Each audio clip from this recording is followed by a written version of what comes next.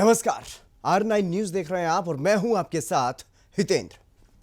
क्या भारत और चीन के बीच रिश्ते कभी ठीक हो सकते हैं? यह सवाल इसलिए क्योंकि भारत चाहे कुछ भी करे, ड्रैगन को हर बात पर जहर उगलना ही होता है।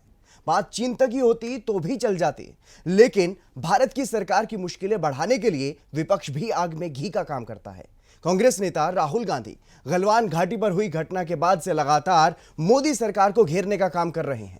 चीन पर एक बार फिर से चर्चा शुरू हो चुकी है क्योंकि संसद में राहुल गांधी ने मोदी सरकार पर चीन को लेकर हमला बोला है। तो वहीं भारत के विदेश मंत्री क्वाड की बैठक में हिस्सा लेने के लिए ऑस्ट्रेलिया पहुंचे हैं। इस बीच चीन तिलमिला उठा है।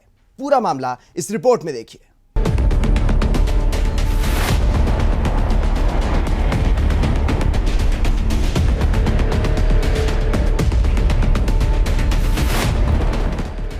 भारत और चीन के बीच लंबे समय से विवाद चल रहा है।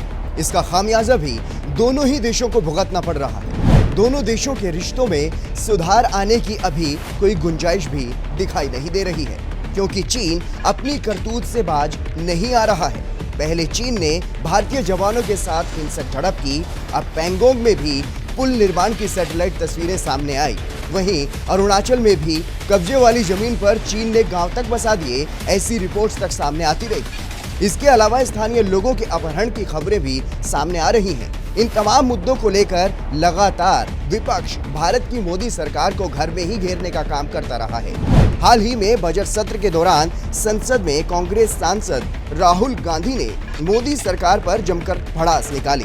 राहुल गांधी ने भारत की विदेश नीति पर मोदी सरकार को नसीहत देते हुए कहा कि आप खतरों से खेल रहे हैं। आपकी गलत नीति ने चीन और पाकिस्तान को एकजुट करने का काम किया है। इससे पहले 28 जनवरी को किए गए ट्वीट्स में उन्होंने एक भारतीय नागरिक की वापसी पर तसल्ली जाहिर की, लेकिन साथ में पीएम मोदी से सवाल भी पूछा कि जिस भारत भूमि पर चीन ने कब्जा किया है वो कब वापस मिलेगी प्रधानमंत्री जी।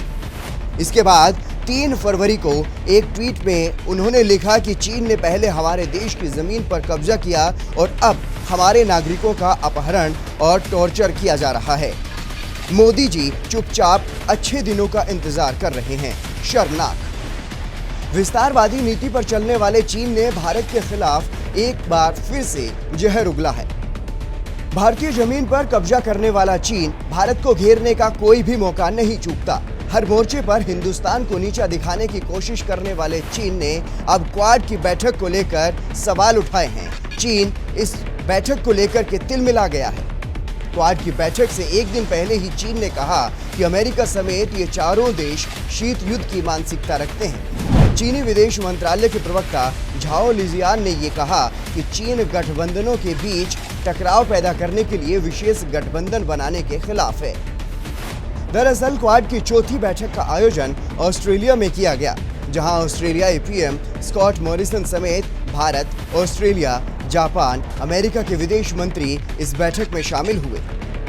इस बैठक में विदेश मंत्री एस जयशंकर ने कहा कि मुझे लगता है कि क्वाड ने बेहद अच्छा काम किया है, क्योंकि हमारे द्विपक्षीय संबंध काफी मजबूत रहे हैं। उन्होंने कहा कि निश्चित रूप से मुझे उम्मीद है कि हमारे द्विपक्षीय संबंधों में प्रगति क्वाड में भी होगी। The reason why I think Quad has worked so well as a force in my Prime Minister's word of global good in the Indo-Pacific is because our bilateral relations have been very strong. साथ ही आपको एक और घटना से अवगत करा देते हैं। हाल ही में चीन ने पाकिस्तान समेत कई देशों के विद्यार्थियों को वापस बुला लिया है, ताकि सभी विदेशी छात्र अपनी पढ़ाई पूरी कर सके। लेकिन इस मामले में भारतीय छात्रों पर चीन ने कुछ भी साफ नहीं किया।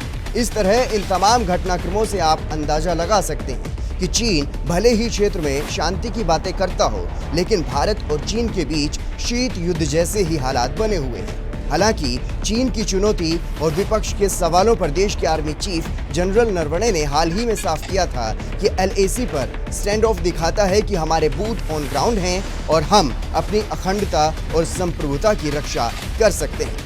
Bureau report R9 news.